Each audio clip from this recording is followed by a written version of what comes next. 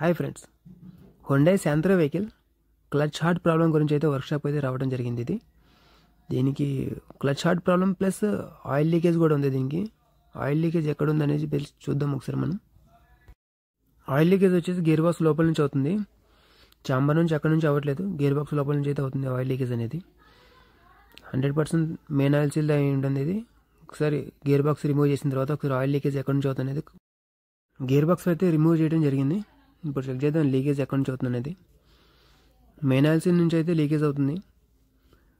Last time కూడా వేసినట్టున్నారు, local oil seal కనిపిస్తుంది కదా. ఇది ఈ కలర్లో కూడా ఆయిల్ సీల్ రాదు, అది ఒరిజినల్ ఆయిల్ సీల్ కూడా కాదు. ఇది లాస్ట్ టైం వేసారు ఆయిల్ సీల్ అయితే, అక్కడ నుంచి మళ్ళీ లీకేజ్ అనేది అవుతుంది.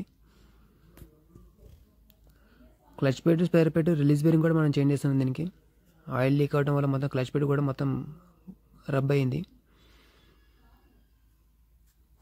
కనిపిస్తుంది కదా క్లచ్ పెడ్, స్పేర్ పెడ్, ఆయిల్ సీల్తో పాటు క్లచ్ పెడ్, స్పేర్ పెడ్ కూడా రీప్లేస్మెంట్ చేస్తున్నాం మనం. ఒరిజినల్ హుండై ఆయిల్ సీల్ కూడా ఒరిజినల్ హుండై